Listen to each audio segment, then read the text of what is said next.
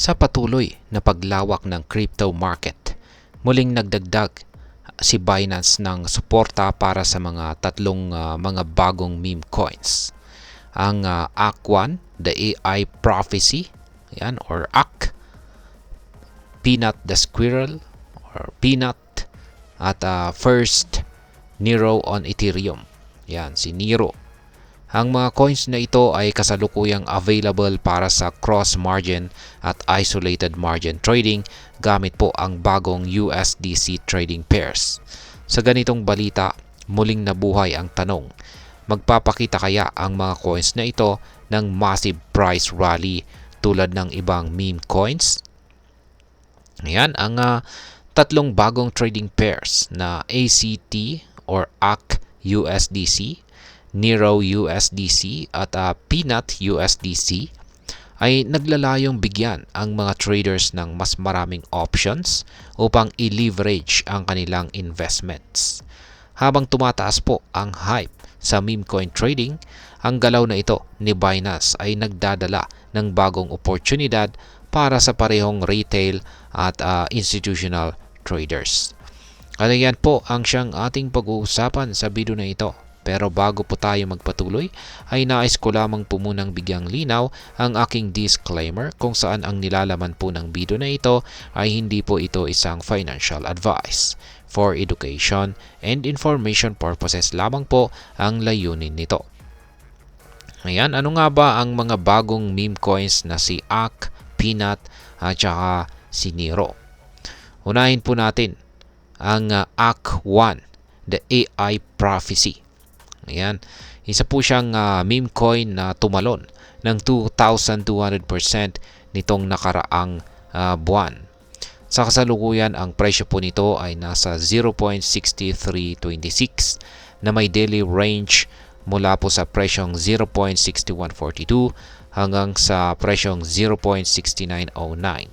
Ang AK ay nagpakita po ng malakas na interest mula sa mga traders na may 24-hour trading volume na $372 million. Para sa mga naghahanap ng mataas na volatility at short-term gains, mukhang promising po ang AK bilang isang high-risk, high-reward na asset.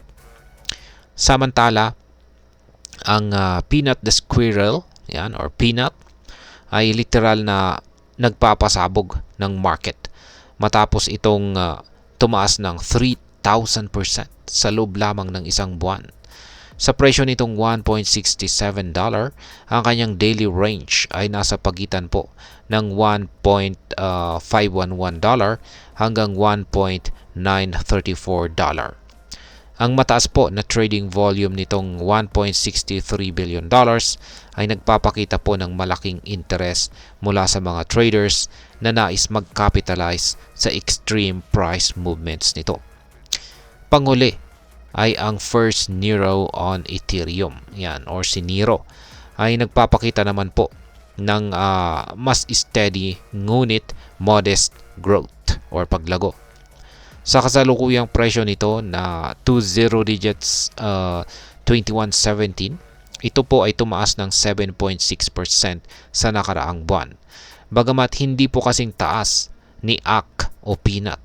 Ang pag-angat nito, yan sa kanyang pag-angat nito ay si Nero ay may stable na trading volume na $629 million. Kung saan ay ginagawa po itong isang mas kalmadong option para sa mga traders.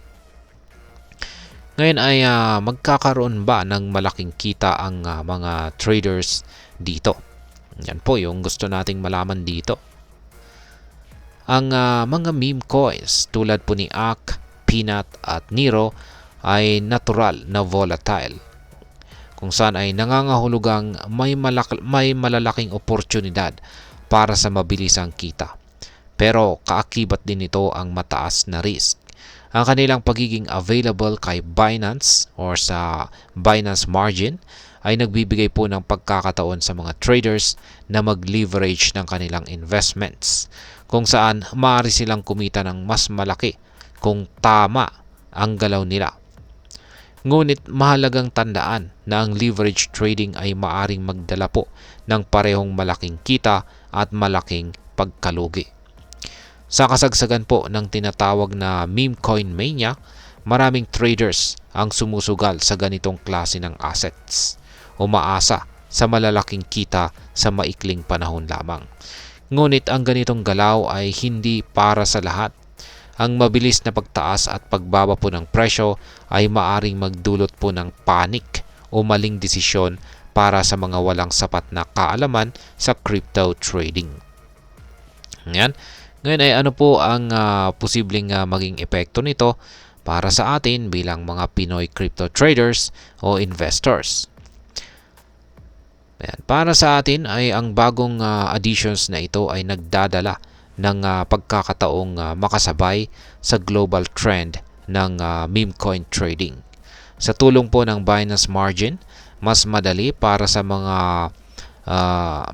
atin ang magkaroon ng access ng leverage trading gamit ang mababang puhunan. Gayunpaman, hindi dapat kalimutan ang risk na kasama ng ganitong klase ng trading. Mahalagang pag-aralan ang bawat coin at mag-set up po ng budget na handang i-risk bago mag-invest. Ang AK, Peanut at Nero ay maaring magdala ng malaking kita para sa mga Pinoy na kayang mag-manage ng risk at mabilis mag-adjust sa galaw ng market. Subalit para sa mga baguhan, mas mainam po na magsimula muna sa mas tradisyonal o stable na assets bago sumabak sa mga meme coin trading. Ngayon ay ano naman po ang aking masasabi tungkol dito. Ang galaw ni Binance na idagdag ang 3 bagong meme coins sa kanilang margin trading ay isa pong indikasyon ng patuloy na paglago at pag-evolve ng crypto market. Para sa mga traders na sanay na sa mabilisang desisyon at mataas na risk, itong sina AK, Peanut at Nero ay mukhang promising options naman. Gayunpaman, ang pagiging volatile ng mga meme coins ay hindi po dapat baliwalain. Para sa akin, habang exciting ang ganitong opportunities, mahalaga pa rin ang tamang kaalaman, diskarte at risk management upang maiwasan ang malalaking pagkalugi. At sa uli, ang tagumpay sa crypto trading ay hindi lamang po nakadepende sa hype, kundi sa tamang impormasyon at maingat na pagpapasya. At hanggang dito na lamang po tayo sa video na ito mga ka-crypto. Sana po ay inyong nagustuhan ang aking paliwanag sa video na ito. Kung inyo po itong nagustuhan, pakiclick lamang po ang like button nito. Marami pong salamat sa panonood. Ingat po tayo lagi at God bless po sa ating lahat.